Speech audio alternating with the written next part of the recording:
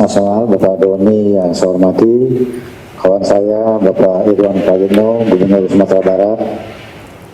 Jangan lupa kita pernah sama-sama di Komisi 10, Pak Irwan.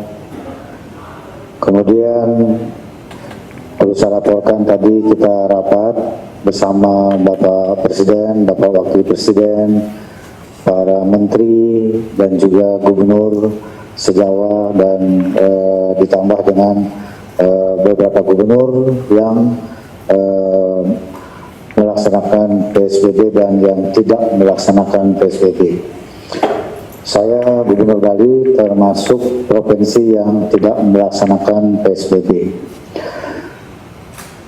Dalam kaitan dengan penanganan COVID-19 di Provinsi Bali, sejak kasus ini muncul pada tanggal 10 Maret, maka kami langsung membuat satu pola penanganan dalam bentuk kebijakan, kemudian operasional kebijakan, dan juga operasional di tingkat lapangan. Jadi ada 3 level pelaksanaan penanganan COVID-19 di Provinsi Bali.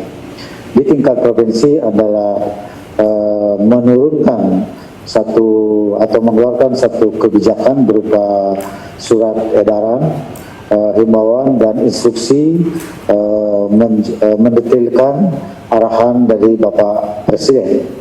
Kemudian di tingkat kabupaten merupakan manajemen untuk mengkoordinir pelaksanaan penanganan operasional COVID-19 di wilayah kabupaten kota yang ada di Provinsi Bali.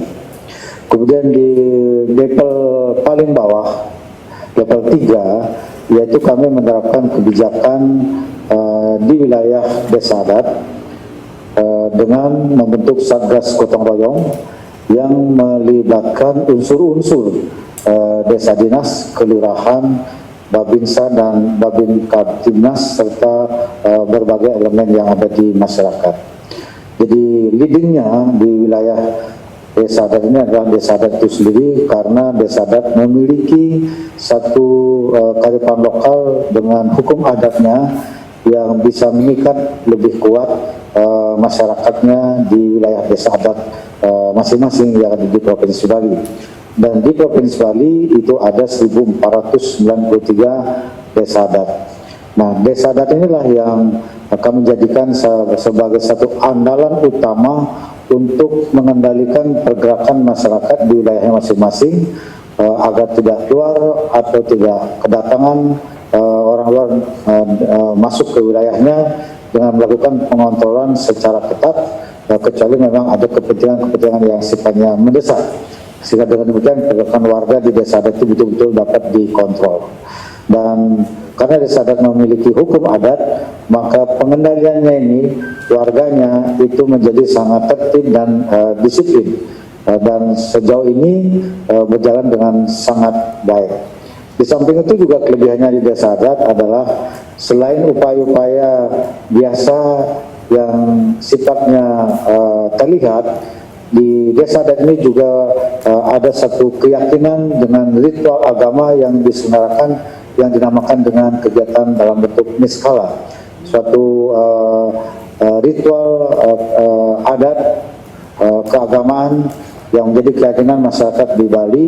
Ketika ada wabah seperti ini, itu memang ada warisan dari para leluhur yang bisa dijadikan satu pedoman untuk melaksanakan itu secara ritual. Ini menjadi satu warisan yang sangat penting karena para leluhur kami mengajarkan dari dulu bahwa kalau ada wabah itu ada cara sendiri untuk menangannya secara ritual.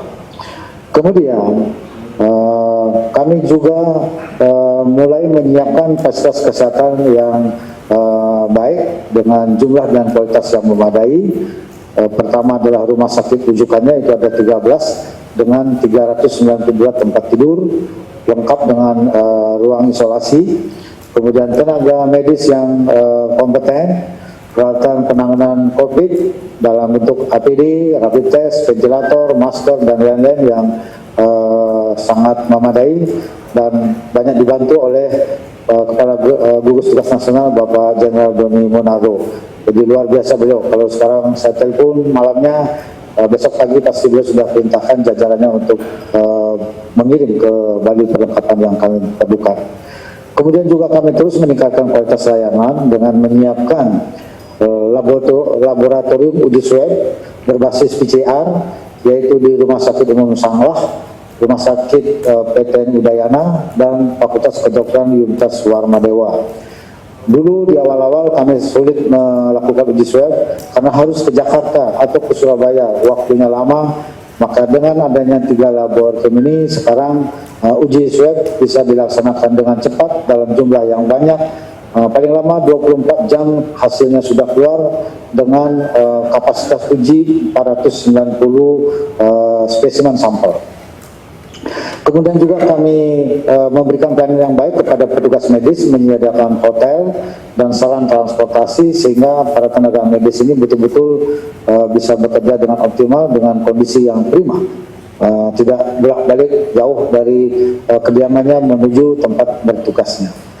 Kemudian kami memetakan bahwa pasien positif COVID-19 di Provinsi Bali sebagian besar adalah karena adanya PNI atau anak buah kapal ABK dari orang Bali yang bekerja di luar negeri. Itu sekitar 4.000 warga Bali yang ada di luar negeri bekerja sebagai kapal pesiar dan juga beberapa di antaranya pekerja lain. Itu yang pulang setelah kami cek di lapangan, inilah yang banyak positif menularkan kepada warganya dan juga kepada lingkungan-lingkungan yang lebih luas. Apalagi keluarga di dalam satu rumah tangga ini langsung kena. Oleh karena itu kami melakukan upaya pengendalian PMI dan ABK ini, yaitu semuanya kami karantina dengan melakukan rapid test. Dulu rapid test, sekarang sudah di swab. Jadi semua PMI ABK kami karantina. Yang negatif itu dikarantina oleh kabupaten kota di hotel atau di fasilitas yang dimiliki oleh pemerintah daerah. Sedangkan PMI ABK yang positif, kalau positifnya orangnya sehat, itu kami karantina di fasilitas yang baik, ditanggung penuh oleh pemerintah provinsi. Kemudian kalau positifnya dengan gejala, langsung dibawa ke rumah sakit mendapat penanganan yang intensif. Sehingga dengan demikian pembagian tugasnya jelas. Yang positif itu dikarantina oleh provinsi, yang negatif itu dikarantina oleh kabupaten kota selama 2 minggu. Dan saat ini kami perketat lagi, baru bisa dipulangkan ke rumahnya kalau sudah mengalami uji swab 2 kali hasil negatif. Itu. Kemudian kami melakukan rapid test dan swab ini dengan sangat ketat di Bandara Internasional Igusti Ngurah Rai, Pelabuhan Benoa, dan Pelabuhan Gili Manuk. Kemudian yang berikut adalah saat ini kami sudah mempertajam lagi, memetakan PNI dan ABK serta pasien positif di desa adat berbasis peta digital. Jadi kami sudah petakan semuanya, by name, by address, wilayah-wilayah desa adat yang di dalamnya ada ABK, ada juga warga luar Bali yang bekerja di Jawa, pulang positif dan masuk ke desa, kami awasi, dan juga warga-warga yang positif di desa adat tersebut, perkembangannya diawasi dengan peta, dan kami petakan dengan peta digital.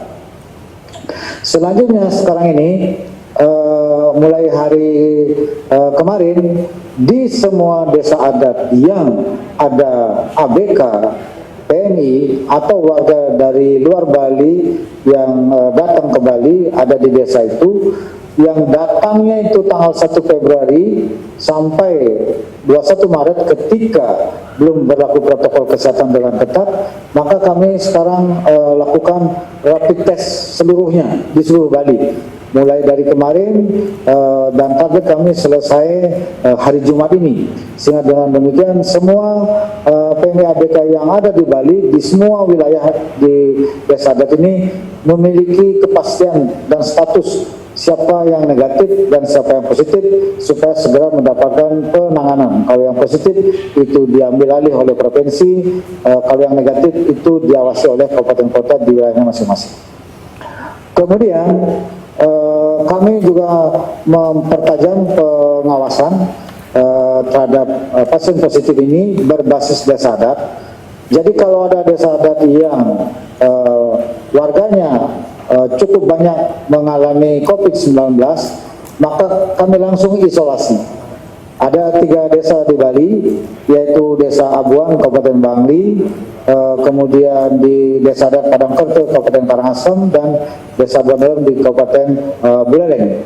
Karena di situ ada penambahan positif cukup banyak, lebih dari 10, maka kami langsung isolasi dengan ketat bersama-sama jajaran yang ada di kabupaten kota, diawasi, tanggung jawabnya adalah Bupati bersama-sama dengan Bapak Dandim dan Bapak Kapolres serta pihak-pihak yang ada di wilayah tersebut, terutama yang ada di desa adat. Dilakukan isolasi ketat, kemudian warganya tidak boleh keluar, tidak boleh ada orang masuk ke wilayah tersebut kecuali ada kepentingan yang sangat mendesak dengan pengawasan yang sangat ketat.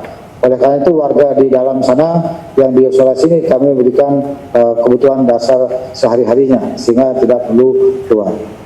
Dan saat ini kami melakukan pemetaan desa-desa yang desa adat yang warganya berpotensi terkena COVID-19.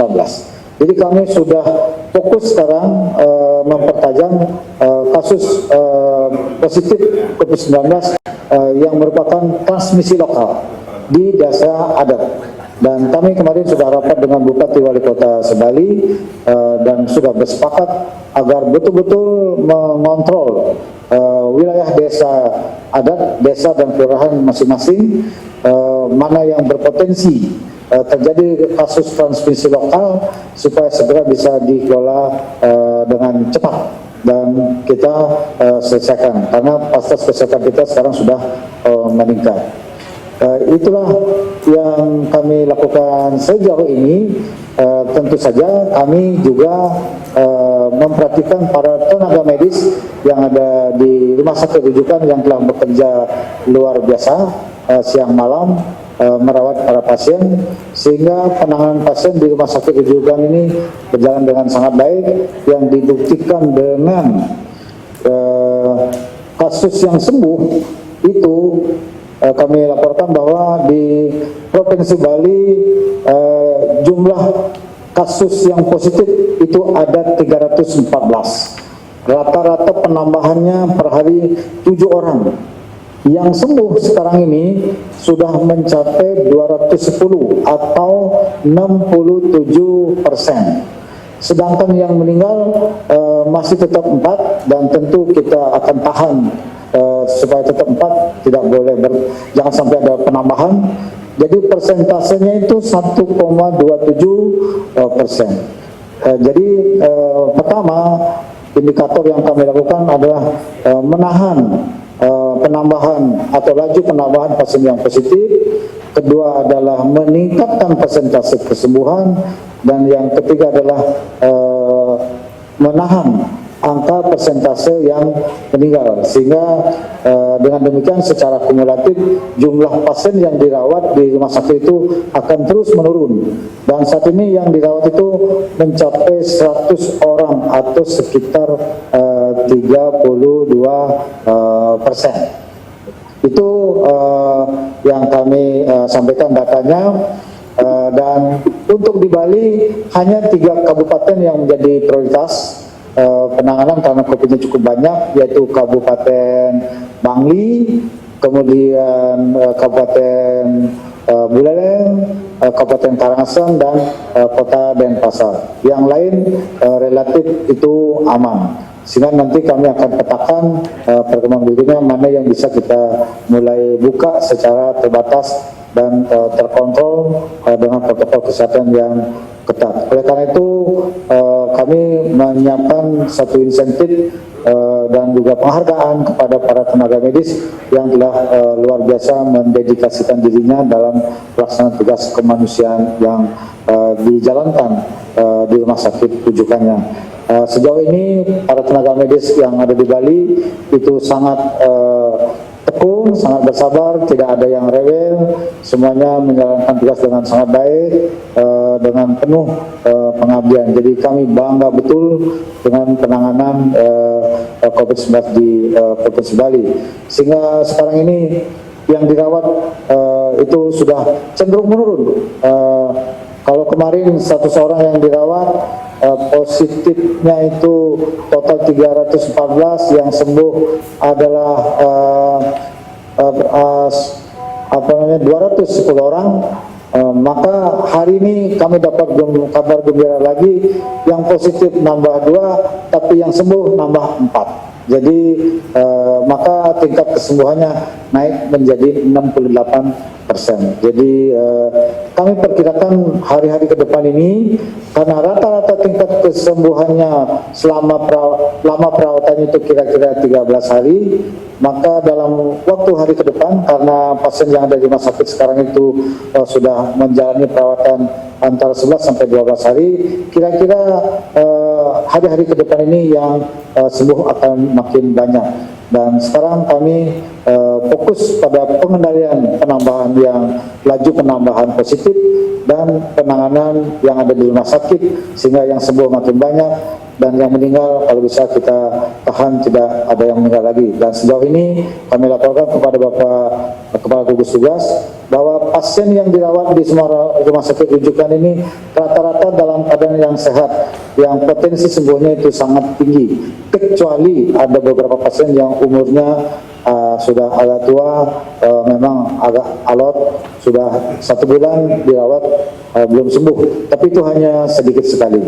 Kira-kira itu yang perlu kami laporkan dalam kesempatan jumpa pers ini.